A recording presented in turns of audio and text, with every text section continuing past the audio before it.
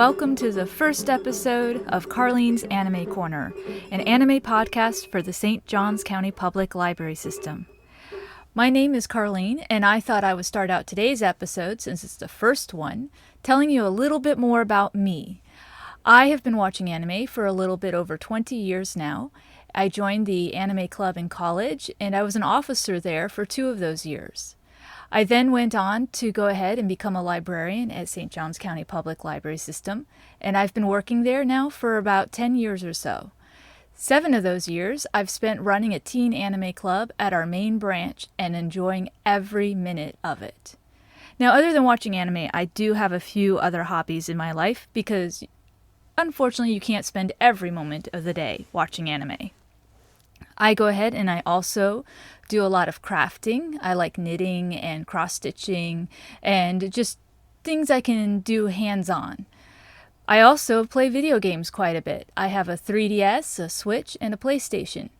Now, I'm going to let you know my favorite games for each of them, and it's kind of anime related because all 3 of those games come from Japan. My favorite game for the 3DS that I've put the most time into was Fantasy Life. I don't know if you guys ever heard of that one. And on my PS4, I have been playing over 300, 400 hours of Monster Hunter World. Really enjoy that game a lot. And then on my Switch, of course, Animal Crossing, the big game of the year. I have been playing that for a while and doing a lot of work on my island. Although I will say Yoshi's Crafted World does come in a close second.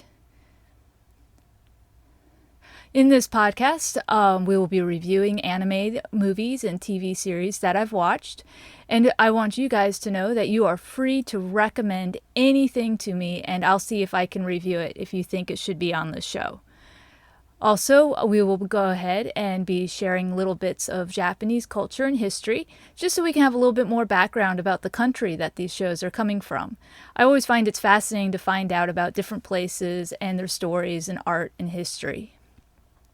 Last, I would like to share a discussion question with you guys. And that's a chance for me to give you a lot of my opinions, so you can get to know me a bit better that way. And also, you guys can go ahead and share your opinions with me also.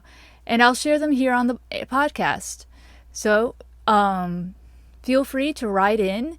We're going to have an email address in our show notes for this episode. And you can email me there, and I will respond to every email you send me. So, I hope to hear from you guys, and let's move into the review.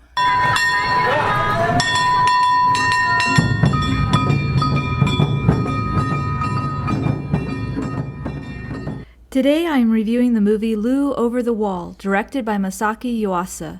It was released in 2017. This film is rated PG and is available through the library and for streaming on Netflix. Kai moved with his father from Tokyo to a small fishing village to live with his grandfather. There, Kai spends his days quietly ignoring everyone until 2 of his classmates, Yuho and Kunio, badger him into joining their band. During one of their practices, an unexpected guest appears, Lu, a mermaid. She loves to dance to music, and when the beats start going, her fins turn into feet. And she comes out on land, spinning and spiraling. Her singing also causes everyone to compulsively dance around her. But when the townspeople become frightened by the mermaid, an ancient curse threatens everyone. The main plot of this movie is rather straightforward and mediocre. A mermaid comes to land, gets captured, and needs to be rescued. It has been done before and will no doubt be told many times again. What truly makes this story spark for me are some of the minor characters. The townspeople fear the mermaids because they think they have killed people in the village in the past. One of my favorite minor characters is Grandma Octopus, who stands on a small platform with a spear, keeping watch for the mermaids who killed her young love. And then there's the story of Kai's grandfather, and why he hates the mermaids. Snippets of the story are told throughout the movie, with the most satisfying and tear-jerking ending ever. Next to the sad characters are the downright weird scenes of this movie. I won't tell you about all of them because that would be spoilers. But let me just mention mermaid dogs. Lots of mermaid dogs, and they are adorable. And an epic father mermaid who looks like a shark with a mustache. I have an odd taste in animation. I like things that are well done and beautiful, full of detail and lovingly filled in with every brushstroke. And then I love the crazy ones, like this, where the anatomy is questionable at best. Limbs shrink and grow, expressions are overdone and highly cartoonish. The closest example I can think of are the old cartoons from the 40s and 50s. The goal was not to replicate real life as closely as possible, but to completely convey motion and emotion. Lou Over the Wall does a fantastic job, particularly in the dance scenes where everybody's toes are tapping and their bodies are swinging. The animators also favor bright colors. The water is often shown as a bright, vibrant green, and Lou herself has a wonderful character design and coloring. My favorite part is her hair. It looks a little bit like jello or slightly solid water with tiny fish swimming in it. When watching this movie, don't expect everyday animation. You are in for a treat of color and motion. The music in this movie was solid and great. I loved when Kai was doing his beats and the band was jamming away with Lou dancing all over the place. And then the soulful love ballad with the ukulele. I am not good at describing music, but there is a soundtrack of this movie available. I would love to get it. I did watch Lou Over the Wall in the English dub, and they did translate the songs into English. Normally I love it when they leave the original Japanese music in and put subtitles in for the lyrics, but here the song lyrics were important to the plot and the feel of the movie, so I believe it was a good choice for this film to do the translation. In the end, despite a bit of plot with a few too many side characters, and that is a bit too predictable, I would give this film a 4 out of 5. I love watching it for the music, the color, the weirdness, and the shark dad with a mustache who just wants to protect his daughter.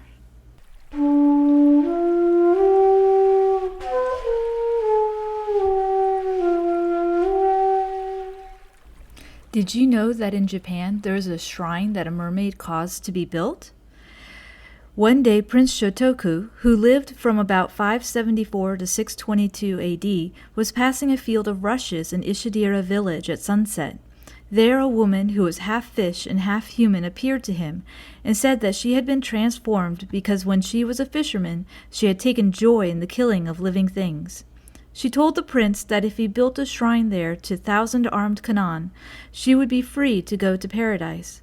The prince built the shrine and carved an image of Kanan. He then held a 7-day ritual for the mermaid. On the last day she appeared before the prince and thanked him and told him that because of his compassion she had been reborn in heaven. The shrine is called Kanan Shoji and is located in present-day Shiga Prefecture, east of Lake Biwa.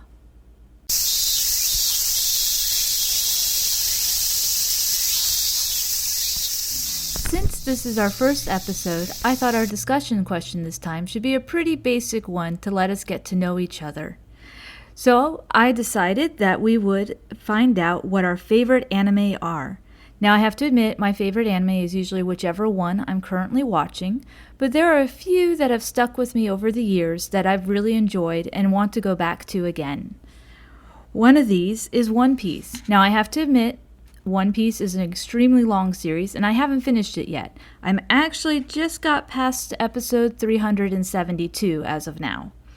But I really love this series, and I've been enjoying all the action and fight scenes and the crazy villains that the author came up with. Another favorite of mine is Ayakashi Samurai Horror Tales. I love anime that have a distinct Japanese feel to them, and this is definitely that, having 3 very traditional Japanese horror stories. Now, due to the dark subjects, this series is rated mature because it does deal, well, with some horrific things.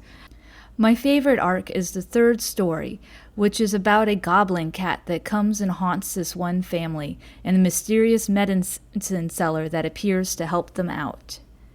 Another favorite of mine, that all through college, was Initial D, which is about high schoolers doing downhill drift racing.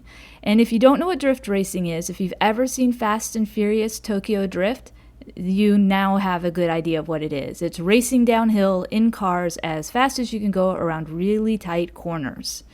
And I just like the excitement and energy that this series had, and the growth of the main character as the series goes on. Another series that I really liked was Lovely Complex. This one is a light-hearted romantic comedy where you spend the entire time cheering the boy and the girl on and wondering why they can't see that they are perfect for each other. The girl is really, really tall, like taller than most of the guys in her class, and the boy is really, really short. So they both have a complex about their height, and they get angry at each other one day and dare each other to find a girlfriend or boyfriend. And, well, in the way that romantic comedies go, everything goes wrong in the most hilarious way possible. So, if you would like to share your favorite anime with me, just go ahead and, as I said earlier, send me an email through the link below, and I can share it on our next episode with everybody else. Thank you for joining me today, and I hope you have a great time watching lots of anime.